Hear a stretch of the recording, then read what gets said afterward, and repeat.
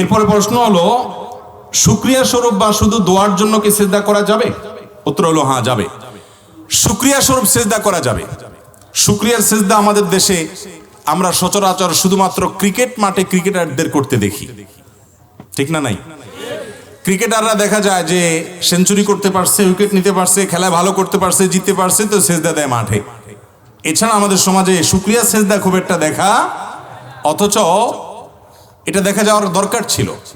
আমাদের জীবনে কোনো অর্জন হয়েছে, আপনি কোথাও বসে আছেন, হঠাৎ করে সংবাদ আসলো আপনার একটা শুভ সংবাদ, আপনি মুখে আলহামদুলিল্লাহ বলেন, ঠিক আছে, সাথে সাথে মহিলাদের জন্য কান বা নাক ফোড়ানো এটা কোনো ফরজ বা ওয়াজিব নয়, অথবা এটা করতে হবে এমন কোনো আবশ্যক বিষয়ও নয়। তবে সাহাবায়ে কেরামের মধ্যে, খোদ নবী করিম সাল্লাল্লাহু আলাইহি সাল্লামের পরিবারের মহিলাদের মধ্যে এবং তখনকার যুগের নারীদের মধ্যে নাক কান ফোড়ানোর প্রচলন ছিল, যার কারণে কোনো নারী তার সৌন্দর্যের জন্য, অলংকার পরার জন্য এটা ব্যবহার করতেই পারে, বরং এর মাধ্যমে নারীর নারীত্ব ফুটে ওঠে।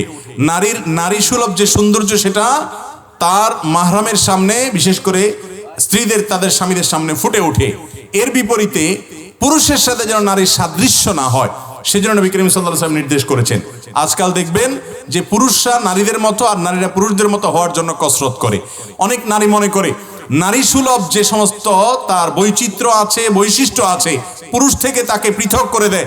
এগুলোকে অনেক মহিলা আছে নিজের জন্য অপমান মনে করে। এই জন্য দেখবেন প্যান্ট আর শার্ট পরতে চায়, প্যান্ট আর গেঞ্জি পরতে চায়। তার যে নারী হিসেবে যে সমস্ত পোশাক নারীরা সাধারণত পরে সেগুলো পরতে চায় না, কারণ তিনি মনে করে যে তিনি পুরুষের মতো হতে পারলে তিনি বোধহয় জাতে উঠলেন। একজন নারীকে আল্লাহ তাআলা নারী হিসেবে সৃষ্টি করেছেন, এটা তার জন্য সম্মানের না অসম্মানের? যত নবী রাসূল এসেছেন পৃথিবীতে তারা সবাই কোনো না কোনো নারীর ছেলে, কোনো না কোনো নারীর ছেলে সন্তান, অতএব এটা তার জন্য সম্মানের। কোন নারী, কোন মহিলা যদি মনে করে না আমি পুরুষের মতো পোশাক আশাক পরলে আমার মর্যাদা হবে, তাহলে সে নিজের নারীত্বকে অপমান করলো, ঠিক না? ঠিক। আপনাকে আল্লাহ তাআলা নারী বানিয়েছেন, নারী সুলভ পোশাক দিয়েছেন, আপনি সেটাকে নিজের জন্য অপমানের মনে করছেন, সেজন্য আপনি পুরুষ সাজার চেষ্টা করছেন। তার মানে আপনি বিশ্বাস করছেন যে আপনাকে যেভাবে আল্লাহ তাআলা সৃষ্টি করেছেন এই নারী হিসাবে সৃষ্টি হওয়াটা অপমানের, সেজন্য আপনি জাতে ওঠার জন্য পুরুষ সাজার চেষ্টা করছেন, ঠিক না? ঠিক। অতএব এটা জায়েজ নাই। কিন্তু এর বাইরে নাকফুল, কানফুল, কানের দুল এগুলো যদি না দেয়, কেউ যদি না ফুটায়, কোনো গুনাহ হবে না, হাদিসে কোনো নির্দেশ নেই। নবী করিম সাল্লাল্লাহু আলাইহি সাল্লামের সেই বিখ্যাত হাদিস, তার আলোচনা শুনে, নসিহা শুনে দান করার জন্য উৎসাহ দেওয়ার কারণে মহিলারা তাদের কান থেকে এবং গলা থেকে হাতের আংটি এগুলো খুলে তারা দিয়ে দিয়েছেন। এখান থেকে বোঝা গেল তাদের এগুলো ফোড়ানো ছিল, বিধায় কান নাক এগুলো ফুটা করা জায়েজ আছে। মুজারের হাদিস থেকে এরকমটি জানা যায়। তবে আজকাল কিছু স্টাইল বাইর হয়েছে যে কান নাক ছাড়াও জিহ্বা, ঠোঁট, এটা সেটা ফোড়ায়, সেখানে বিভিন্ন অলংকার ঝুলায়, বিভিন্ন বিশেষ করে রিং টিং ঝুলায়, আছে না নাই?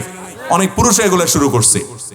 যেহেতু এই কালচারগুলো ইহুদি খ্রিস্টানদের, তাদের সভ্যতা, তাদের সংস্কৃতি, ওই যে একটু আগে যে হাদিস বলেছে সেই হাদিসের আলোকে মুসলমান সেটার অনুকরণ করতে পারে না, অতএব সেটার অনুকরণ করা যাবে না। এছাড়া কান নাক ফুটানো বা না ফুটানো এটা মুসলিম নারীর স্বাধীনতা, ইসলাম তাকে না বাধ্য করেছে, আর না এটা করলে তার কোনো গুনাহ হবে।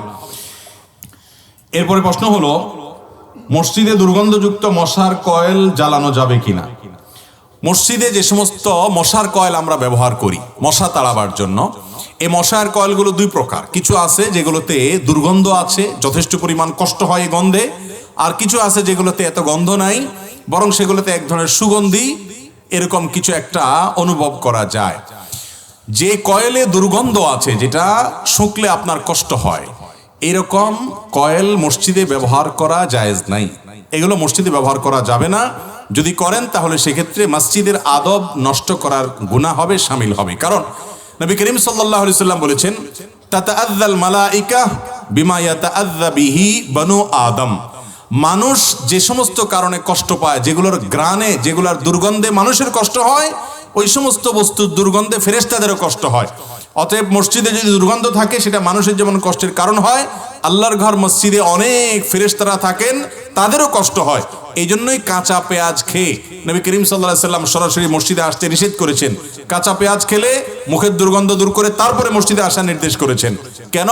কারণ এতে ফেরেশতাদের কষ্ট হয়। বিধায় কয়েল যদি জ্বালান আর সেখানে যদি দুর্গন্ধ থাকে, তাহলে সেক্ষেত্রে এটি মানুষেরও কষ্টের কারণ, ফেরেশতারও কষ্টের কারণ, সেজন্য এটা জ্বালানো জায়েজ নাই। তবে কয়েলের বিকল্প যেগুলো আছে অন্য কোনো পদ্ধতি আপনি মশা তাড়াবার জন্য ব্যবহার করতে পারেন। এছাড়াও আরেকটা সমস্যা হলো অনেক সময় দেখা যায় কয়েলের দুর্গন্ধের কারণে অনেকের শ্বাসকষ্ট হয়, অনেকের অসুবিধা হয়, বিধায় অন্য কারোর অসুবিধা হয়, সেরকম কাজ করাও জায়েজ নাই।